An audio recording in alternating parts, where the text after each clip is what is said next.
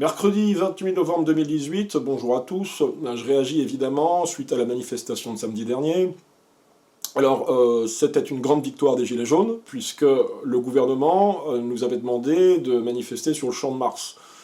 Sur le Champ de Mars, c'est immense, il n'y a que de l'herbe, comme pour les moutons. Les Gilets jaunes ont désobéi, et on a tous manifesté sur les Champs-Élysées. On s'est retrouvés instinctivement sur les Champs-Élysées.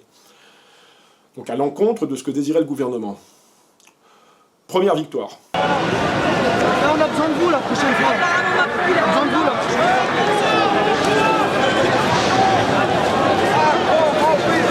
Deuxième point, pour analyser un petit peu ce qui s'est passé, tout au long de la journée, au moins jusqu'en fin d'après-midi, les Gilets jaunes étaient composés à 99,9% de blancs.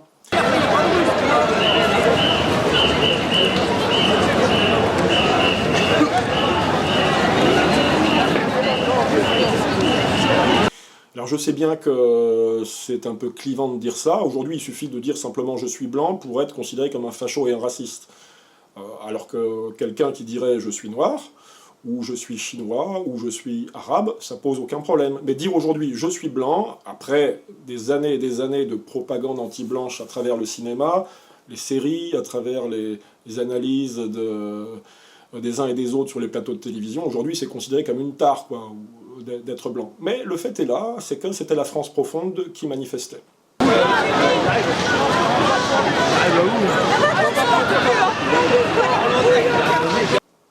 Troisièmement, alors effectivement, il y a eu de la violence dès le matin, et ce n'est pas le fait des Gilets jaunes. Les CRS, dès le matin, se sont montrés extrêmement agressifs. Il y a une photo de moi qui a tourné, qui a été prise vers 10 h du matin, je crois. Ce sont les CRS eux-mêmes qui essayaient de nous appréhender. J'aurais pu moi-même être mis en garde à vue si je n'avais pas été délivré par quelques camarades impétueux, on va dire. Donc on m'a mis par terre, on a essayé de me menotter, de m'emmener. Ce sont des camarades qui m'ont délivré, alors que je n'avais commis aucune violence contre un CRS, hein. Je faisais juste de la présence. Les CRS ont très rapidement balancé des gaz lacrymogènes, voilà, dès le matin, 9h30, du gaz lacrymogène a été lancé sur les manifestants. Les CRS ont voulu reprendre les Champs-Élysées et ont très rapidement progressé vers la place de l'Étoile. Qu'est-ce qui s'est passé ? Évidemment, forcément, il y a eu des barricades qui ont été construites. Les manifestants ont voulu se défendre en mettant des barricades entre eux et puis des gens ultra-violents qui étaient à la solde du gouvernement.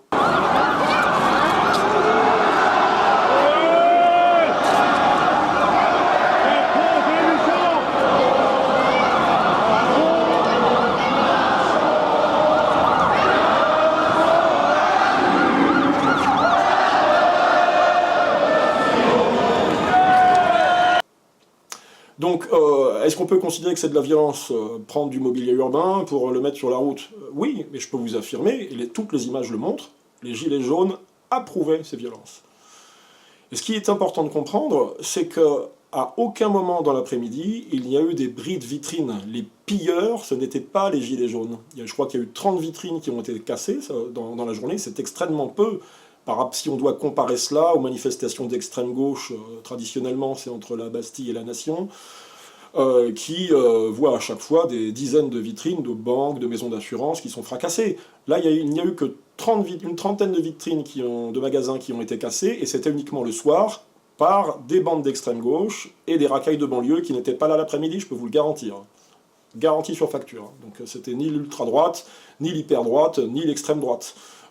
Voilà, ne confondez pas les barricadiers, c'est-à-dire les Gilets jaunes, qui dans leur ensemble ont approuvé l'édification des barricades, et la défense contre les CRS, et les pilleurs et les casseurs, qui étaient des gens d'extrême gauche, qui étaient aussi très peu nombreux dans la journée, hein. Même les racailles de banlieue n'étaient pas si nombreuses que ça, mais c'était le soir, au moment où ça se dispersait. Voilà, donc pour ce qui concerne les responsabilités des uns et des autres, non, M. Darmanin, non, M. Castaner, non, M. Laurent Nunez, l'ultra-droite n'y est pour rien dans les pillages. Ce n'est pas notre genre, ce n'est pas notre style, s'habiller en tailleur Chanel, c'est pas notre truc. Vous voyez, et les diamants de chez Dior, là, vous voyez plutôt du côté de la banlieue parisienne, cette banlieue de merde que vous aimez tant, M. Castaner, M. Laurent Nunez. Donc ça, c'est le premier point. Deuxièmement, On entend beaucoup d'analystes ou pseudo-analystes d'extrême droite, on va dire, la droite nationale, réactionnaire, on va dire, rejeter tout ça sur le dos de l'extrême gauche, comme si la violence des Gilets jaunes était une honte, une tare. Je vous le répète, les Gilets jaunes, dans leur ensemble sur les Champs-Élysées, ont approuvé les barricades, ont approuvé la défense de nombreux manifestants contre les CRS. C'est clair, sinon ils seraient partis. Et tous les Gilets jaunes observaient d'une manière bienveillante ce qui se passait.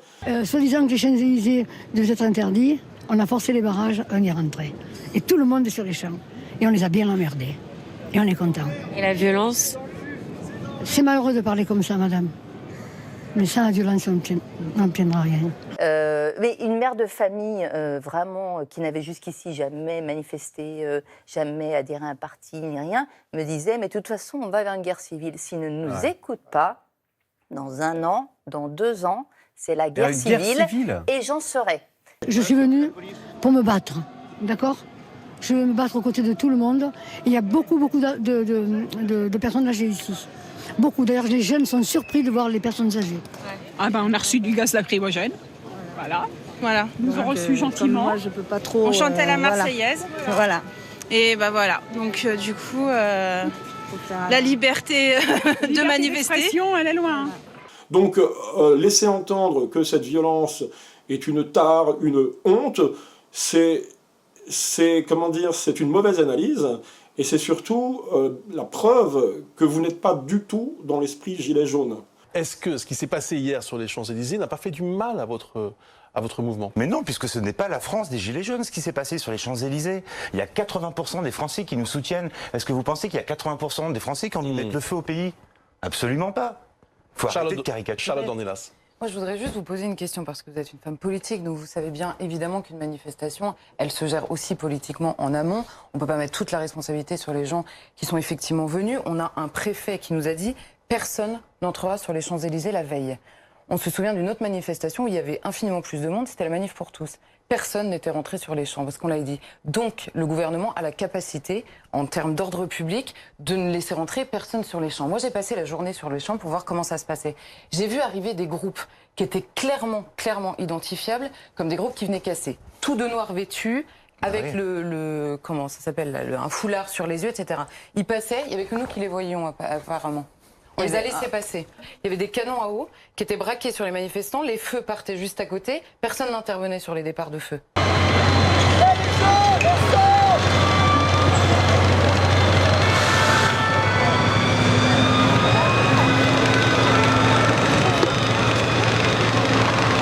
Je l'ai vu de mes yeux. Donc, il y a effectivement eu un laisser-aller sur cette question de la violence. Alors ça, c'est une certitude parce que je l'ai vu de mes yeux. Les gens qui tiennent ce genre de propos, disons à droite, sont des gens qui soutenaient les manifs pour tous en 2013. Alors les manifs pour tous, c'est quoi? C'est 3 manifestations, on va dire, de 500 000, 1 million de personnes. Pour quel résultat? 0.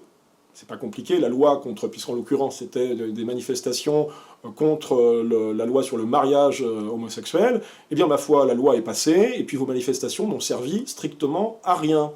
Donc ce ne sont pas des gens comme vous, c'est-à-dire disons les cathos, je les appelle les cathos biscottes qu'on casse avec 2 doigts, c'est pas cette droite guimauve qui va faire des leçons de morale aux gilets jaunes, c'est-à-dire aux gens du peuple qui souffrent, qui gagnent, qui ont 600 € par mois ou 1 000 € par mois avec toutes les charges, qui ne savent pas comment donner à manger à leurs enfants à la fin du mois. C'est pas, dis-je, ces bourgeois bien pensants, pacifistes, qui perdent toute leur guerre depuis 230 ans maintenant, qui vont donner des leçons aux gilets jaunes.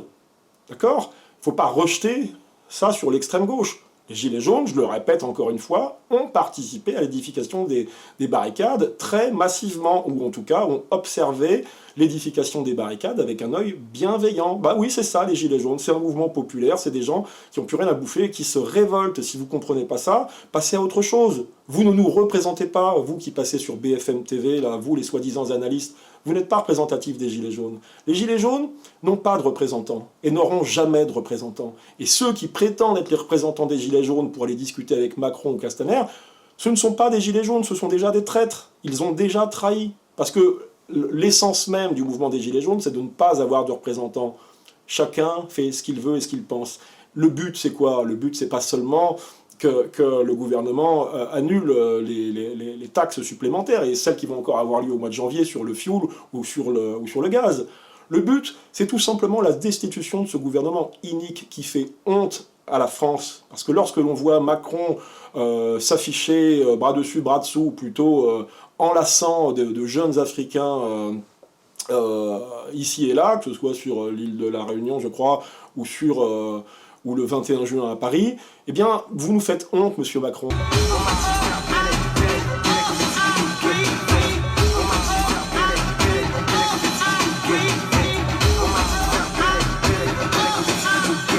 On a l'impression qu'on est représenté par, je sais pas, un demi-homosexuel aux ordres, ou plutôt qui marche avec le mondialisme, la haute finance internationale, en piétinant les droits du peuple français. Vous nous faites honte à la France. On préfère que vous partiez. On est désolé de vous le dire. Hein. Vous représentez quoi? Vous avez représenté 18% du corps électoral à l'élection présidentielle. Aujourd'hui, ça a dû s'effondrer à 5 ou 6%. Voilà, on veut que vous partiez. On préfère que vous partiez. C'est comme ça. Finalement, vous en espérez quelque chose de ce qu'il va annoncer le président Macron demain? Pas pour moi. Non, pour moi, il est trop tard qu'il parle maintenant. Non. Tard. Il aurait dû parler dès le début. Il n'avait qu'à réagir avant, voilà. C'est pas d'aujourd'hui que la colère... Mais alors, résultat maintenant, qu'est-ce que vous voulez? Il faut qu'il dégage. Personnellement, il faut qu'il dégage. On veut sa démission, Démission. Sur les banderoles, plus vraiment de slogans liés au prix des carburants, mais l'expression d'un ras-le-bol général et la peur du déclassement. Et si les Gilets jaunes, dis-je, doivent dialoguer avec quelqu'un aujourd'hui, s'il doit y avoir un dialogue qui s'ouvre, ma foi, ça ne peut être qu'entre l'extrême gauche, en disant la gauche radicale, le Parti communiste, une partie des socialistes peut-être, la France insoumise, et puis ce qu'on appelle communément l'extrême droite, qui en fait ce sont les patriotes français, c'est-à-dire le Front National, et tous les mouvements qui sont très largement en dehors du Front National. Et je peux vous affirmer qu'en termes de sympathisants et de militants, en tout cas de militants, on est beaucoup plus nombreux que les militants du Front National, ça c'est sûr. Donc le dialogue, il doit aujourd'hui s'instaurer entre ces forces qui en ont ras-le-bol de la mondialisation, ras-le-bol de la haute finance internationale, des prédateurs financiers qui aujourd'hui dirigent le pays et dirigent l'ensemble de l'Occident. Le dialogue, il est là, il n'est pas ailleurs. Et moi, je sais qu'Avenue Montaigne, j'ai discuté avec des gens d'extrême gauche, tous les gens d'extrême gauche ne sont pas fermés au dialogue avec nous. J'en ai eu, la démonstration a été faite, personnellement. Il y a des gens d'extrême gauche, on n'est pas d'accord évidemment sur certains points, mais si on doit former un gouvernement aujourd'hui, eh bien ma foi, ça sera comme ce qui se passe en Italie. Ça sera l'extrême droite et l'extrême gauche, enfin, on appelle ça, les journalistes, les journalopes appellent ça comme ça, un discours entre la droite nationale, entre, disons, les patriotes, et puis les gens qui ont une fibre sociale beaucoup plus prononcée. Le dialogue, il est là. Il nous faut un gouvernement qui soit à la fois populaire et national. Alors ensuite, la droite libérale, démocratique, parlementaire, les bien-pensants, les bourgeois, eh ben vous êtes balayés, vous serez balayés parce que vous ne représentez pas le peuple. Alors j'appelle à un dialogue le plus courtois possible avec les gens d'extrême gauche, et j'espère que j'aurai une réponse de ce côté-là. Si Mélenchon ne veut pas parler avec l'extrême droite, eh bien on se passera de Mélenchon, il y aura d'autres personnes qui parleront à sa place. Monsieur Mélenchon ne représente pas toute l'extrême gauche, mais on espère quand même que Mélenchon va comprendre qu'il n'aura jamais le pouvoir à lui tout seul. Et Marine Le Pen et les gens, disons, de l'extrême droite parlementaire doivent comprendre qu'ils n'auront jamais le pouvoir à eux tout seuls non plus. Il faut un dialogue entre, je le répète, entre les patriotes et la gauche radicale. C'est le seul moyen de parvenir au pouvoir, tous ensemble, comme on dit, tous ensemble. Pourquoi pas? Quand on a un ennemi comme celui qu'on a en face de nous, tout est bon à prendre. Voilà, c'est comme ça que je vois les choses. J'espère que je serai entendu. En tout cas, j'essaie de faire le maximum de mon côté pour mobiliser les militants patriotes, parce qu'on doit encore être beaucoup plus nombreux. Il n'y en avait pas suffisamment sur les Champs-Élysées samedi dernier.